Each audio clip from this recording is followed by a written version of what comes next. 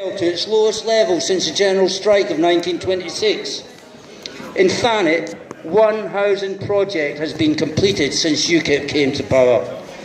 Yet the media and the Tory recorded this and told us that rising house prices were a good indication that the economy was booming. Neoliberalism means that the market would provide. Well, clearly that hasn't happened. The result of this failure to invest in housing stock is clear to see for all of us. This Christmas, the housing charity Shelter informed us that 124,000 children were homeless. This is a shameful indictment of our society. So let's talk about what is homelessness. There's many different types of homelessness. First of all, obviously, having no accommodation at all, or having accommodation that is not reasonable to live in.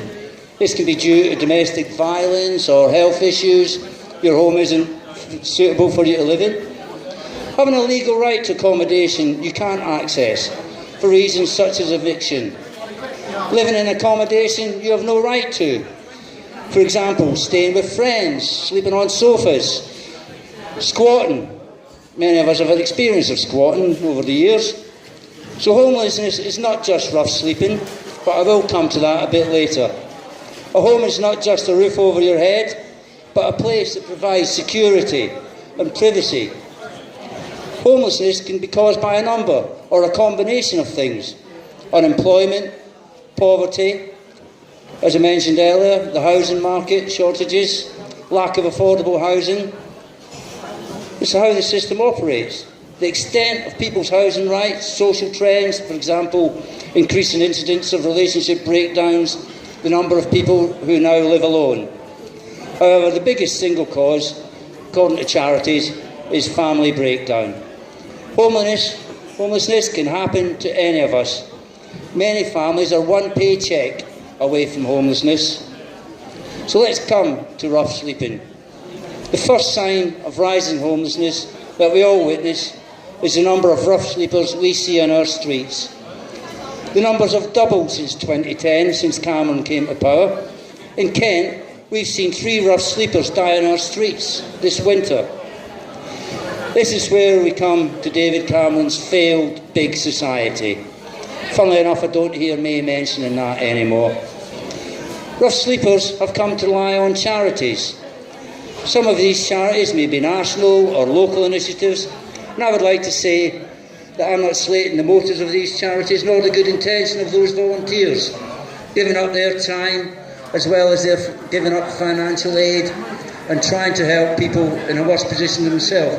I salute the people who run the soup kitchens and the shelters. They're saving lives. But I can't help but feel there's so much more that could be achieved by a national organisation centrally funded and coordinated by the state. I've slept rough, I've said that before. I've slept rough all over Europe. The only project that I found that was any good in my years of travelling in Europe was in Germany. Every train station in Germany has a Bahnhof mission. These are run by charities. In every train station in Germany, if you're travelling through, you don't know where you're sleeping, you go to the Bahnhof mission, they will direct you to a place where you can eat. They will direct you to a place where you can sleep. And they will direct you to a place where you can get help with drug addiction, alcohol addiction, and help you to find work. We need this in Britain, but we need this run by the state, not on the goodwill of charities. We need our government to be coordinating these things. Here in Thanet, the number of rough sleepers, has increased visibly over recent years.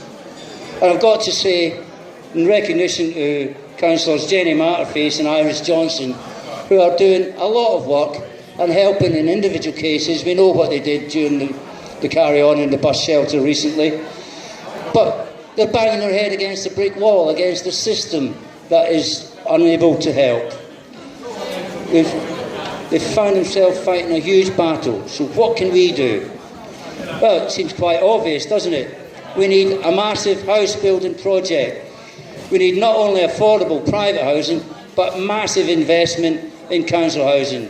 We need to go back to the spirit of 1945 and build proper council houses with proper gardens and proper family homes.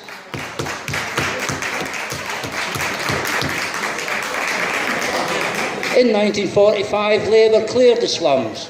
We got rid of them and we built decent homes. We built family homes where people grew up and expected to be able to spend their lives. Of course, Thatcherism got rid of that. We need to stop having a